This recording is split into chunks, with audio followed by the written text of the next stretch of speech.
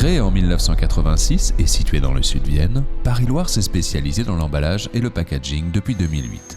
La qualité première de l'entreprise, c'est le savoir-faire de toute l'équipe.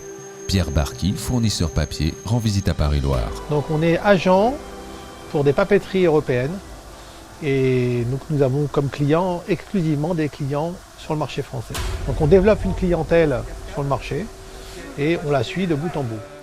Cette visite est très importante pour les deux entreprises pour plusieurs raisons évidentes. On a une collaboration depuis maintenant un peu plus de 20 ans qui marche très bien. Et donc je suis venu leur présenter du papier craft et des complexes. Ainsi, cette rencontre permet d'appréhender au mieux les besoins de Paris-Loire, d'échanger sur les nouveaux produits pour développer de nouveaux marchés. Notre premier rôle, c'est un rôle d'information. On est là pour informer le client de ce que nous proposons comme qualité et on propose, il dispose. C'est d'autant plus vrai dans le cas présent que Paris-Loire évolue en permanence, allant jusqu'à changer le cœur de son métier. Ils se sont transformés, Paris-Loire, ils étaient énormément sur le papier graphique et ils sont allés vers l'emballage. Ils étaient à 80% dans le graphique, ils sont maintenant majoritairement dans l'emballage, qui est quand même une performance en soi. La capacité à s'adapter, à offrir une nouvelle offre, n'est pas sans conséquence. Ils ont agrandi leur société de manière spectaculaire.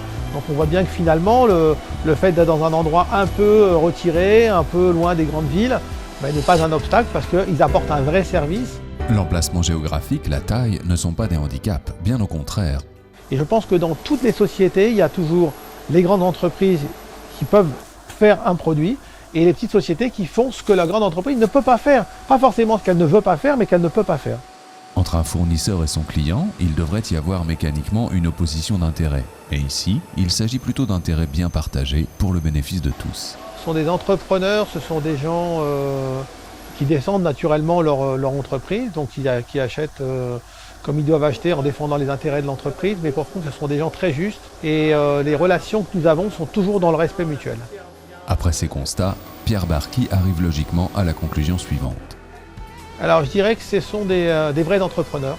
Ce sont des gens qui sont dans le respect mutuel. C'est très important aujourd'hui dans les affaires. Et ce sont des gens qui ont compris qu'il y avait de la place pour tout le monde à partir du moment où on savait montrer sa différence.